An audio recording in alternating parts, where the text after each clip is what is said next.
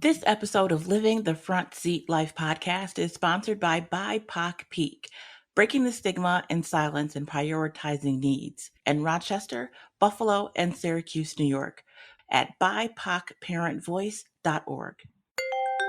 Jazzcast Pros.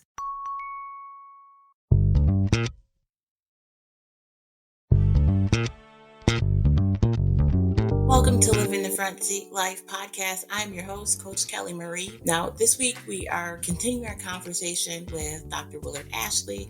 We are going to dive a little into talking to family about mental health and what kind of questions to ask your therapist when you are looking for someone to sit down with. Also, we begin to talk about whiteness and being Black and the mental health effects of being Black in America. So I encourage you to just take a few moments and spend it with us here on Living the Front Seat Life podcast. Welcome back, Dr. Ashley. Well, thank you. Thank you again for your kind invitation.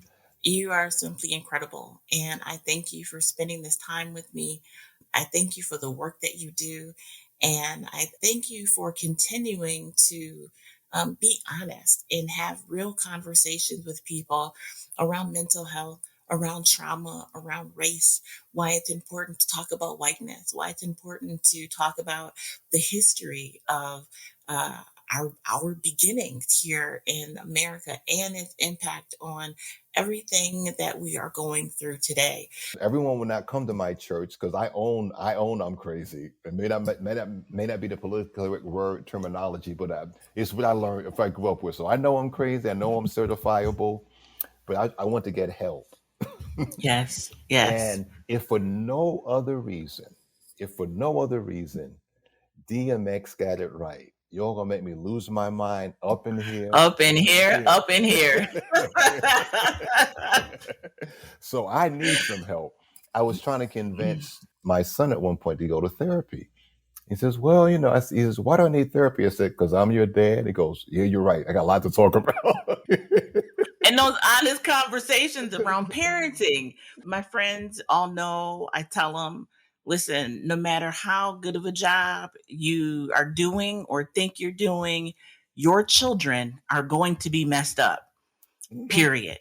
You're messed up. It is impossible then they may be well adjusted, right? They may have some tools in the toolbox, but they still gonna be messed up. You're not in their personal relationships. You're not in their friendships. You're not in that bedroom. You are not with your child 24 hours a day. Right. They messed up. And that's okay because there are professionals that can help them figure out their issues. It's not for you to solve. It's for them to figure out how to work their way through. And to that end, my son is an adult, and I know I'm doing far more parenting now than I did when he was growing up, because he's saying, hey, Dad, I did what you taught me. I jumped through the hoops. I did all those things, and help me understand racism at this level. That's deep. And so what we hadn't talked about before is helping our children, helping each other to understand how these systems that on paper are designed to help us, but in reality become feet of oppression. Yeah. And so that's when we talk about disparities. And that's when we talk about not receiving the gold standard of care that others receive that may look different than us. And so how do we look at health as a foot of oppression? What are the ways in which the education becomes a foot of oppression? What are the ways that religion becomes a foot of oppression? Because for a lot of people, religion is oppressive. Yes. And I get a fair number of people coming into my private practice saying, I picked you out because I know you're an ordained minister. And I also know that you understand what it's like when you've been harmed by religion. And I want to talk about it with somebody that gets it and understands it and can appreciate it. So, I mean, yes, there are things that individuals go through that they lay on the couch and talk about it, but it also helps them to understand the ways in which systems have impacted their life. And what are the ways in which those things that you would think are designed to be helpful, they were not thinking about you, person of color. descendant of the African diaspora. And I have some hard conversations. I know that some of my white colleagues get angry with me, and it's like, okay, but I'm telling the truth. And they say, rah, rah, rah, rah, we're pro diversity. And I look at them like, well, I know you are, but you left out equity and inclusion. So I'm not impressed. We had diversity during slavery. Amen.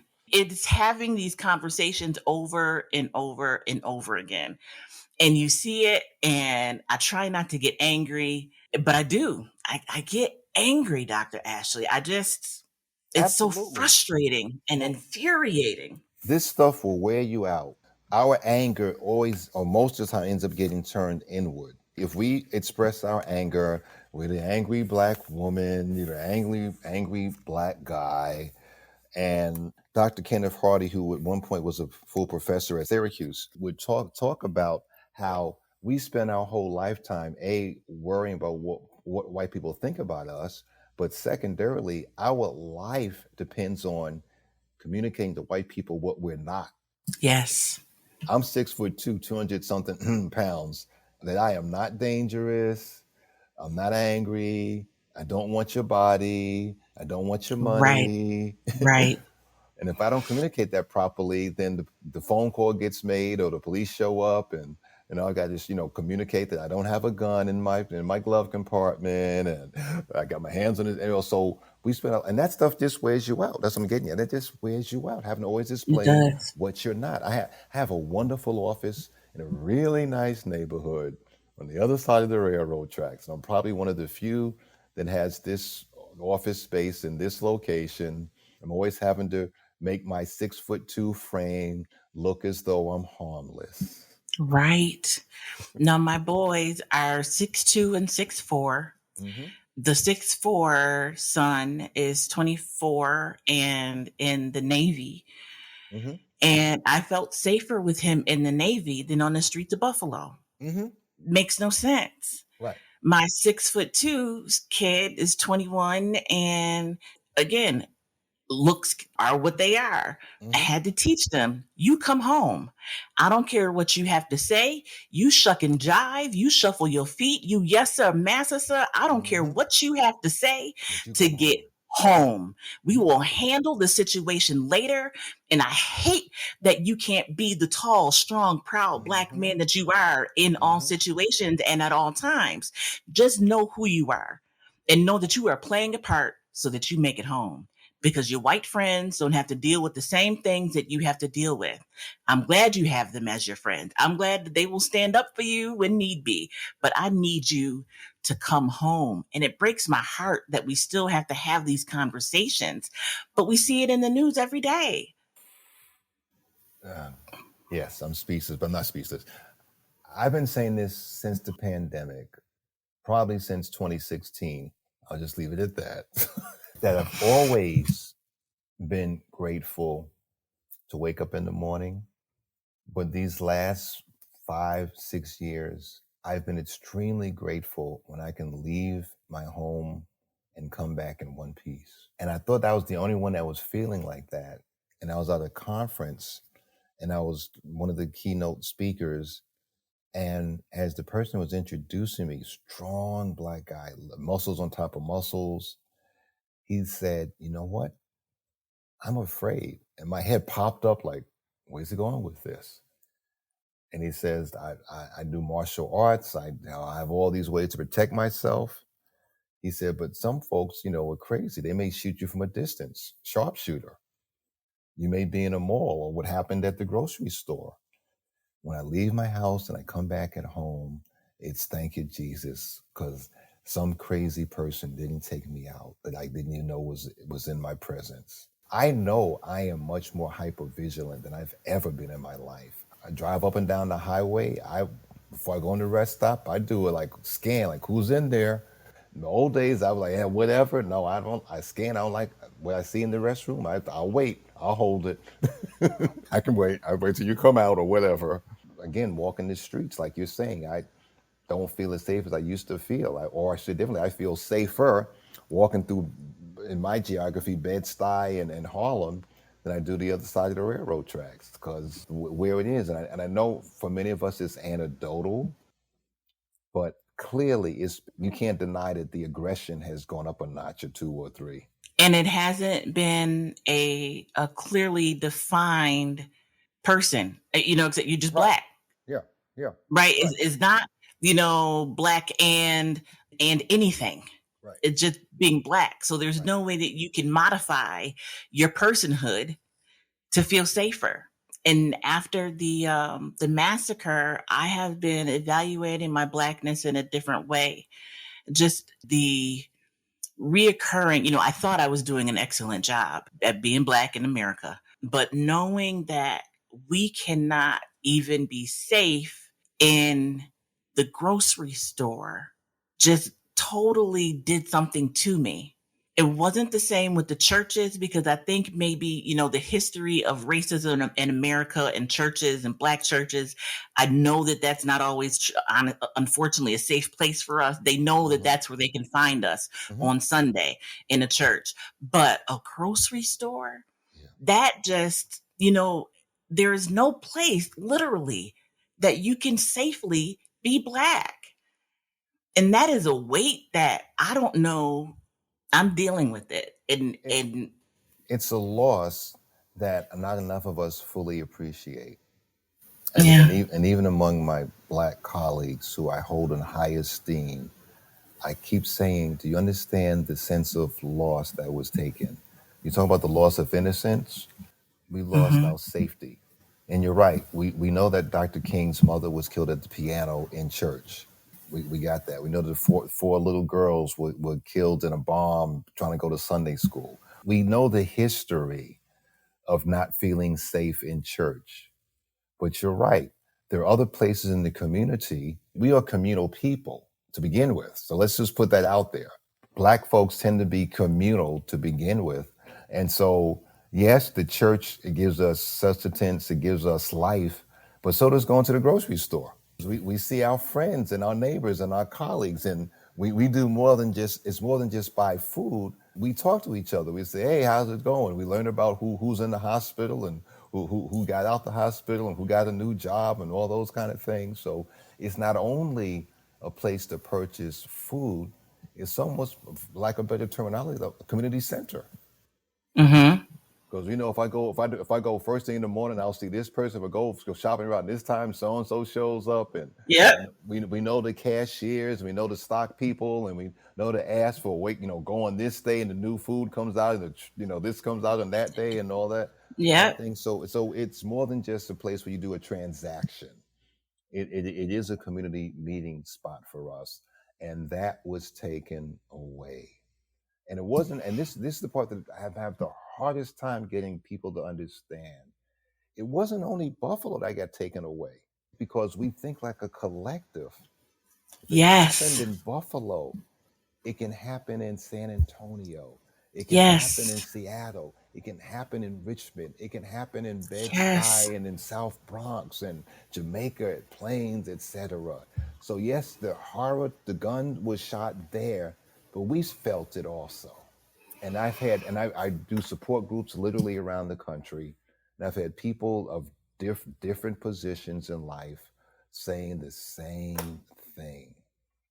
We felt the loss, not the same way that our brothers and sisters did in Buffalo, but vicariously, we felt their pain, and their pain impacted us.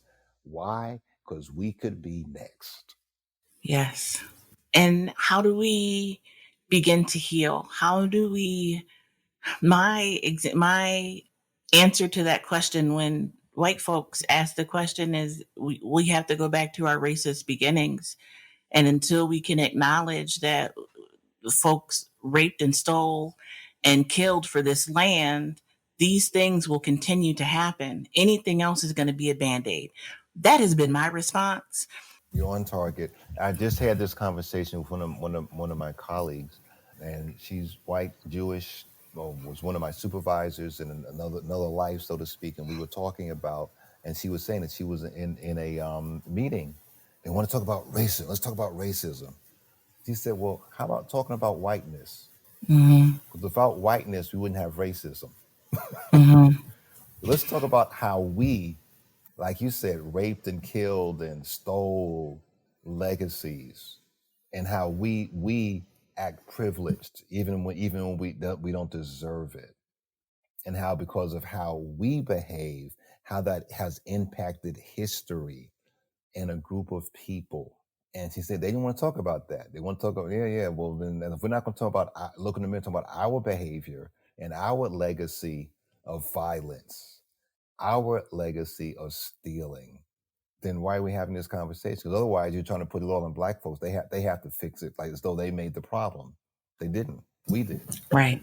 And that seems to be the general reaction when it comes to conversations like these. Not to get off topic, but I remember having a similar conversation around consent and rape and sexual assault. Mm-hmm. And, the conversation was let's teach women how to express consent. And I'm like, well, men are doing the raping. So why not talk to men about their actions? This is not happening by, some phantoms that just are apparitions and appear. These are human beings that are male that are perpetrating these acts. That's where the conversation needs to lie.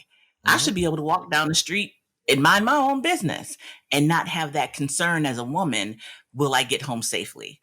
Right. We have to have the proper conversations in their right place by the right folks. So I just wanted to put that out there. The late Dr. Carl Bell, who was a Black psychiatrist, practiced primarily in the Chicago area, said it this way: you spend time learning how to treat rat bites. How about we just kill the rats? That makes sense. Right. Kill the rats. We don't have to worry about treating rat bites because they don't exist to bite. Right. Let's take this upstream. How about we just eliminate the issue so that there is no problem down the line? Yeah. Yes. And that's the work. That is the education. That's the dismantling of the systems. That's, addressing whiteness, addressing blackness, addressing, we just can't say whiteness and blackness. Our indigenous brothers and sisters have had their land taken from them and will never get it back. So we can't just stop at slavery. We have to have that whole conversation. And all of this plays into mental health. I appreciate you taking the time. I know that you're flying out to Lyon, France to lead conversations there next week. And after that, you'll be back here. You'll be presenting in both Rochester, Buffalo, and Syracuse. So no matter which one you go to, you will be able to hear from Dr. Ashley. Thank you. Do you have any closing words? I thank you for the opportunity to share with each other. And I just want to say to those that are listening, you are not alone. It is a we, and we are in this together. There are other places that have experienced what you've experienced, and they want to be helpful. We're going to make those connections. We're going to have people to walk alongside of us, because we didn't experience it firsthand, but through your pain, we felt pain. Thank you, sir. I cannot wait to greet you face to face. You have helped me process life a little bit more. And I appreciate that. I truly do. That wasn't the intent. It was only supposed to be a 15-minute quick conversation, but I truly, truly thank you for taking the time out and just being yourself in your journey. And to you, thank you for listening. Please like, subscribe, share this podcast with someone else. I think there's great information here. We're living the front seat life, and what a great way to help others do the same by sharing the podcast. So until the next time, be the light.